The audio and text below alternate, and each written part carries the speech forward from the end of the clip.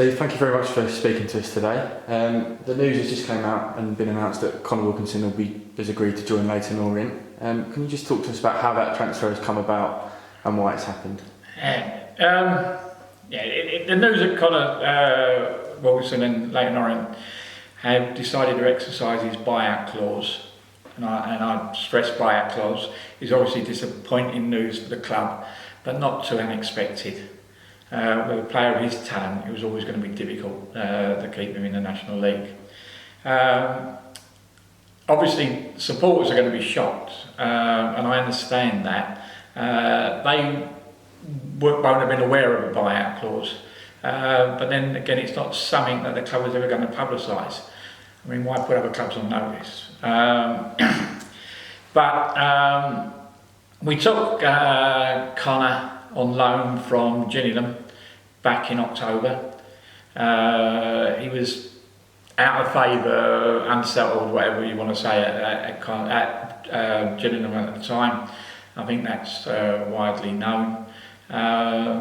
If I'm honest, I don't think everybody, not all our supporter base were fully on board when we signed him, and it raised a few eyebrows. But Peter Taylor was absolutely convinced he was the right player for us. I remember he was at Dover when the deal was done with Paul Scully, their chairman, and it was great. And let's be fair, it was more than good. Yeah.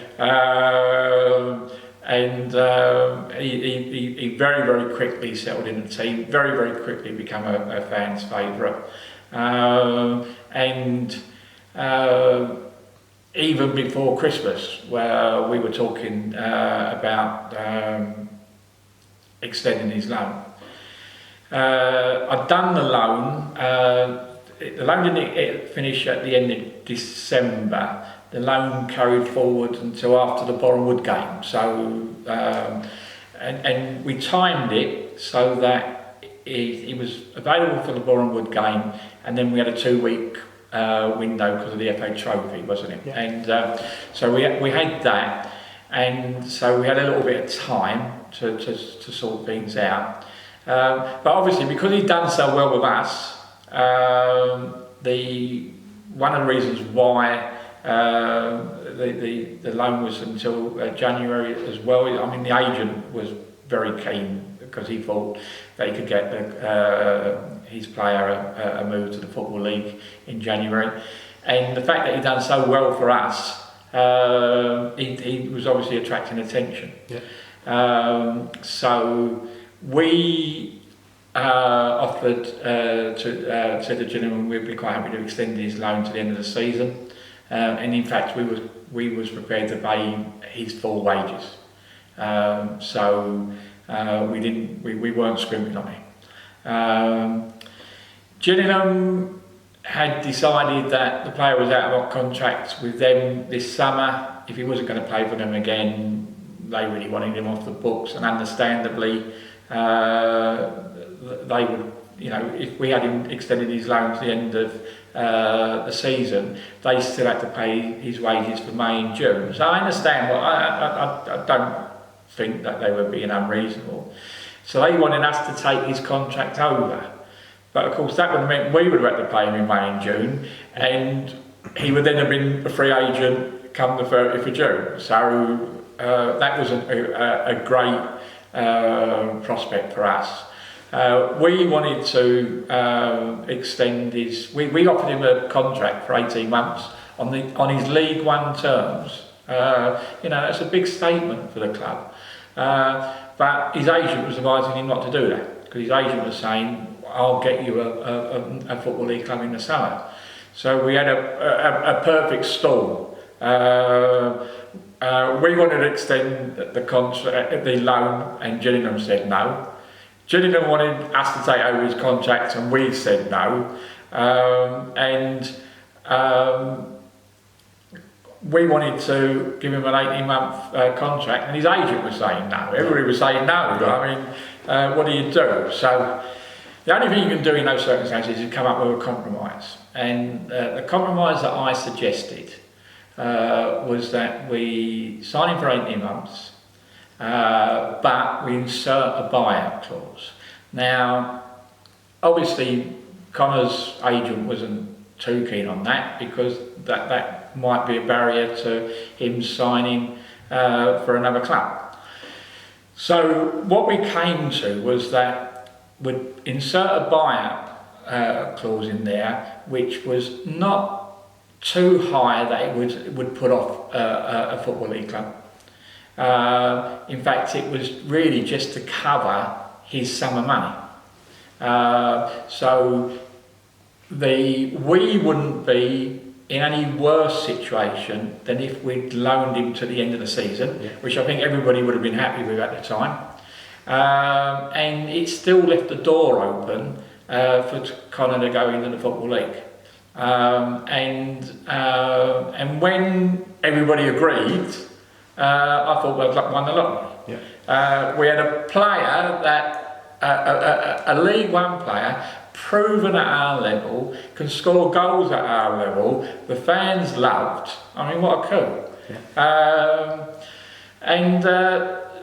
But in my heart, I was hoping that it'd be here for the duration. In my head, I probably knew that it was going to be a struggle. My heart got a bit of a boost at the end of the season. There was 2 or 3 League One, League Two clubs that did show a real interest, and we know that because we in these circumstances we had to be told. But for one reason or another, Conor turned them down.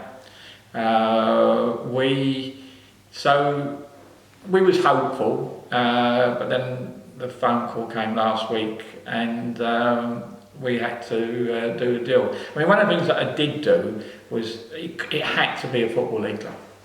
He couldn't go to a National League side, so we had that in there. Listen, at the end of the day, he was fantastic for us. His effort, his goals probably kept us up, helped keep us up at least. And we should be thankful for that. Thank him for what he's done. He's a great lad. I really got on well with him. I hope he does well at the Orient. The Orient are a great club, so I wish them all well, except if we draw them in the FA Cup next year. Then he's got to have a stinker. But seriously, that's life, that's football. At the time, it was a great deal for the club. Supporters are going to be disappointed. I'm so disappointed. Peter Freund's disappointed. I had to be the one on Friday evening to pick up the phone and ring him and tell him. It is disappointing, but we've got to move on. And with the departure of such a high-profile player, is there a danger that the club could potentially become a selling club? A selling club? No, we're not in that situation. Listen, we've had to sell players in the past. This isn't the case here. And you can never say never. As I've always said on numerous occasions in the past, if it was your son playing here and a bigger club came in and offered him a deal, you wouldn't want us to stop stand in that player's way. But we're in a different situation. We're not in a situation where we have to sell players for financial reasons. But if others come in, then you've got to sit down with the player. Because the last thing that you want is a player thinking that you've stopped him for a bigger and better move, and then you've got an unsettled player. And that happens right from the Premiership all the way down. So we're no different to anybody else.